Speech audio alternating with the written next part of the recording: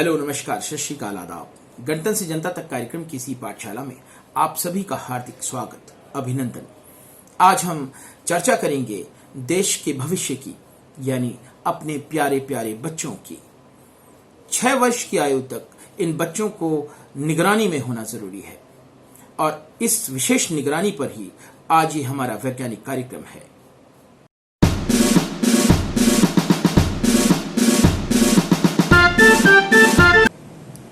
हम बच्चों की ग्रोथ पर पूर्ण रूप से मॉनिटरिंग तभी कर पाएंगे जब उनकी आयु और उनके वजन को ग्रोथ चार्ट पर अच्छे से प्लॉट कर सकें। इस ट्यूटोरियल के माध्यम से सभी आंगनवाड़ी कार्यकर्ताएं, आशाएं और आमजन से यह अपेक्षा है कि आप सीखें किस तरह से बच्चे की आयु और वजन को ग्रोथ चार्ट पर खींचा जाता है और वो कौन से जोन में आ रहे हैं। अति कुपोषण और कुपोषण को दूर करना है तो हमें बच्चों का सही आयु और वजन के बीच संबंध को देखना पड़ेगा। इस प्रकार से यह वीडियो आपको महत्वपूर्ण जानकारी प्रदान कर अपने बच्चों के स्वास्थ्य एवं पोषण को मॉनिटर करने में मदद करेगा।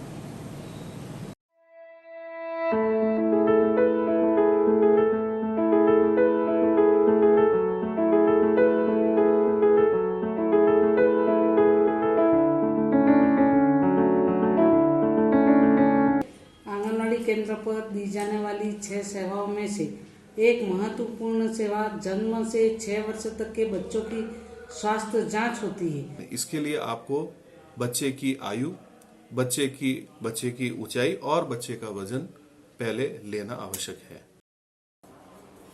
वृद्धि क्या है? वृद्धि का अर्थ है बच्चे के वजन या आकार में नियमित रूप से बढ़ोतरी होना। एक बच्चे के खान पान, पालन पोषण और अच्छे सामाजिक परिवेश से बच्चे की वृद्धि अच्छी होती है। बच्चा पहले वर्ष में सबसे तेजी से बढ़ता है और बढ़ते रहने वाला बच्चा एक स्वस्थ बच्चा रहता है। सबसे पहले हम वजन लेंगे। आइए जानते हैं वजन लेने का सही और सुरक्षित तरीका क्या है। सुनिश्चित करें कि डायल आंख के स्तर पर है ताकि वजन सही ढंग से पढ़ा जाए और जमीन से बहुत अधिक ऊपर ना हो। पैंट को निचले हुक पर रखें, फिर सुई को 0 पर समायोजित करें।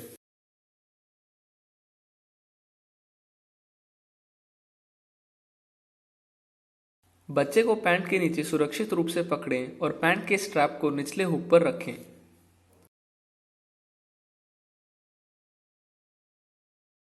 सुनिश्चित करें कि बच्चे के पैर जमीन को ना छू रहे हैं और बच्चा पैंट की पट्टियों के अलावा किसी भी चीज को नहीं पकड़ रखा है। जब बच्चा शांत हो और सुई चलना बंद हो जाए तो वजन पढ़ें। वजन के पैमाने के बिल्कुल विपरीत पढ़ें, मशीन के किनारों से वजन ना पढ़ें। बच्चे की लंबाई, ऊंचाई का सटीक माप। 2 साल से कम उम्र के शिशु या 85 सेंटीमीटर से कम लंबे शिशु की लंबाई मापें। शिशु की उम्र सुनिश्चित कर लें। इन्फेंटोमीटर को ठोस एवं एक समान स्तर वाले सपाट सतह पर रखें। शिशु के दोनों पैरों को एक साथ रखा जाना चाहिए ताकि दोनों सीधे हों। घुटने या टखने को एक साथ पकड़ें। पैरों के तलवे भी सीधे होने चाहिए। शिशु के सिर को हेडबोर्ड के सहारे या छूते हुए स्थिर रखें। शिशु की आंखें ऊपर की तरफ हों और निगाहें माप बोर्ड की सीध में हों। माप लेते समय जांच करें कि शिशु हेडबोर्ड पर सीधा लेटा है और अपनी स्थिति नहीं बदल रहा हो। 2 साल से अधिक उम्र के शिशु या जो शिशु खड़ा रह सकता है उनकी ऊंचाई मापें। शिशु की उम्र सुनिश्चित कर लें। दोनों पैरों को एक साथ रखा जाना चाहिए। घुटने या टखने एक साथ सटाएं। बच्चे के चेहरे, सिर को स्थिर करें ताकि वह सीधा देख रहा हो। माप लेते समय शिशु स्थिर रहे।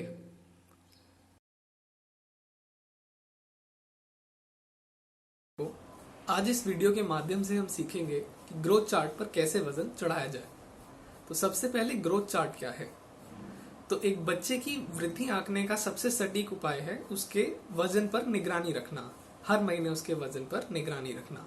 तो ग्रोथ चार्ट एक ऐसा चार्ट है जिसकी मदद से हम बच्चे के वजन पर हर महीने निगरानी रख सकते हैं। ग्रोथ चार्ट पर प्लॉट किए गए वृद्धि वक्र की स्थिति और दिशा से ये पता लगाया जा सकता है कि बच्चा कम वजनी है या नहीं। आइए इस प्रक्रिया पर नजर डालते हैं। उदाहरण के तौर पर हम नविदा का ग्रोथ चार्ट प्लॉट करेंगे। लड़कियों के लिए गुलाबी बॉर्डर का चार्ट और लड़कों के लिए नीले बॉर्डर का चार्ट इस्तेमाल करें। सबसे पहले चार्ट की सूची और सूचना बॉक्स भरें। चार्ट के नीचे दिए माह और वर्ष के कॉलम भरें। बच्चे के जन्म का माह और वर्ष पहले बॉक्स में और जन्म की तारीख हाशिए पर लिखी जाएगी। नविदा का जन्म 10 फरवरी 2018 को हुआ तो पहले बॉक्स में लिखें फरवरी 18 और हाशिए पर 10वीं। आगे के बॉक्स में क्रम से मार्च 18, अप्रैल 18 लिखते हुए सारे बॉक्स भरें। चिन्हांकन पूरे किए गए सप्ताहों और माहों की रेखा पर करना है। जिस माह वजन लिया गया है उस माह बॉक्स की रेखा की पहचान करें और बच्चे के वजन के अनुसार की रेखा ढूंढें। जहां पर ये रेखाएं मिल रही हैं वहां बिंदु लगाएं। जन्म के समय नविदा का वजन 2.5 किलोग्राम था।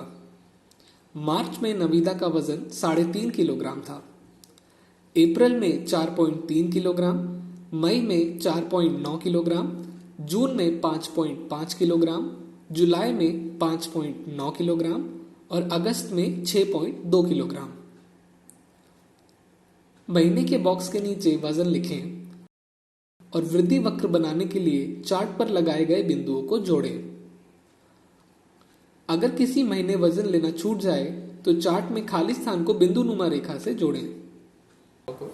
आज इस वीडियो के माध्यम से हम सीखेंगे कि ग्रोथ चार्ट पर प्लॉट किए गए वृद्धि वक्र की स्थिति और दिशा से कैसे पता लगाएं कि बच्चा कम वजनी है या नहीं। प्लॉट किए गए बिंदु की स्थिति से ये पता चलता है कि बच्चा वजन के किस जोन में है।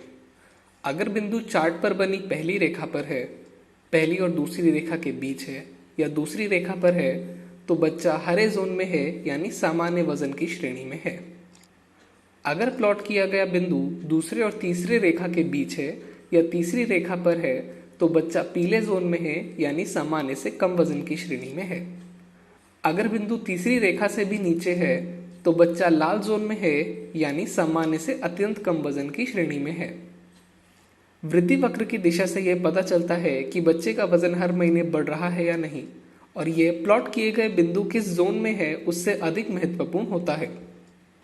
अगर दिशा ऊपर की ओर है तो हर महीने वजन में पर्याप्त बढ़ोतरी हुई है और बच्चा स्वस्थ है। अगर दिशा सपाट है तो बच्चे का वजन नहीं बढ़ा है।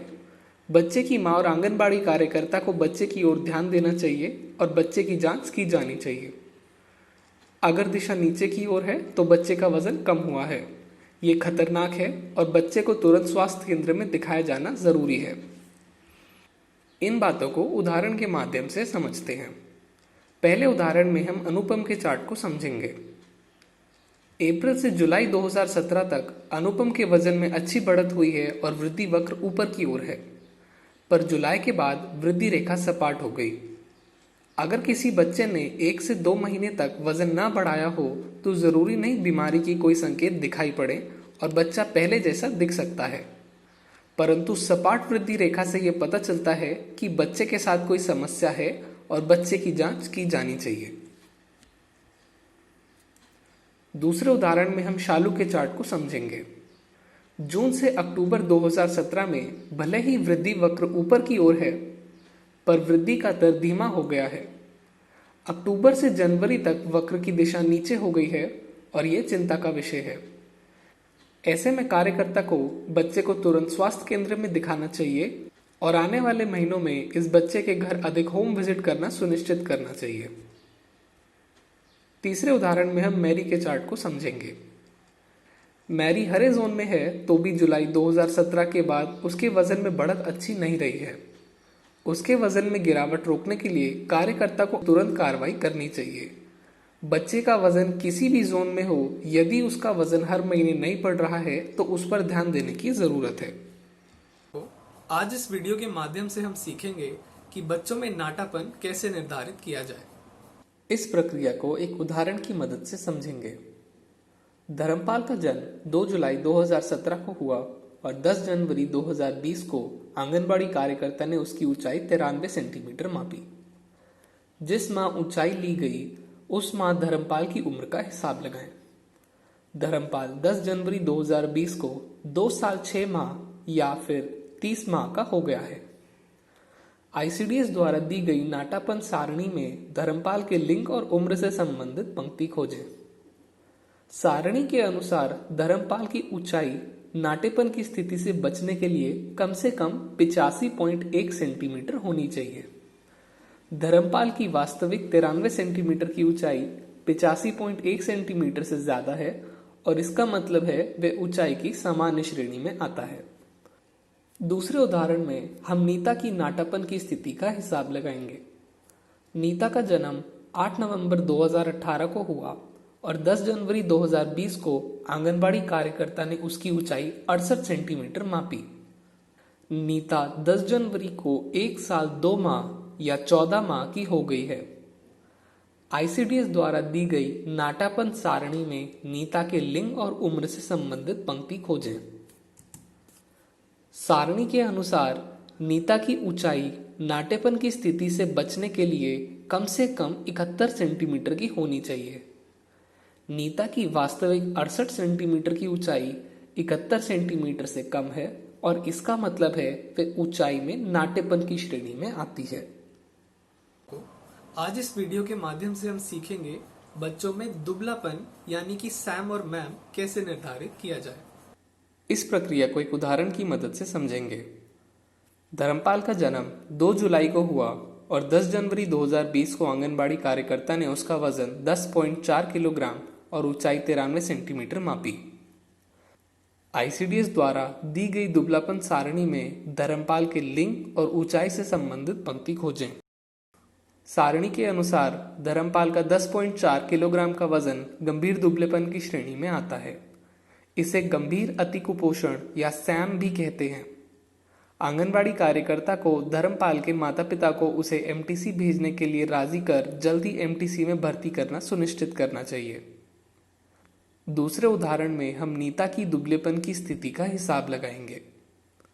नीता का जन्म 8 नवंबर 2018 को हुआ और 10 जनवरी 2020 को आंगनबाड़ी कार्यकर्ता ने उसका वजन 7.2 किलोग्राम और ऊंचाई 68 सेंटीमीटर मापी। आईसीडीएस द्वारा दी गई दुबलापन सारणी में नीता के लिंग और ऊंचाई से संबंधित पंक्ति खोजें। सारणी के अनुसार नीता का 7.2 किलोग्राम का वजन सामान्य श्रेणी में आता है और वह दुबलेपन के खतरे से बाहर है। ये बहुत महत्वपूर्ण वीडियो है, विशेष रूप से वैज्ञानिक दृष्टिकोण से बनाया गया है। हर नागरिक, हर माँ बाप, हर अभिभावक को इसकी जानकारी होना जरूरी है। आपसे गुजारिश है कि इसे अपने सब ग्रुप्स में सब जानकारों को आप ज्यादा से ज्यादा भेजें। धन्यवाद।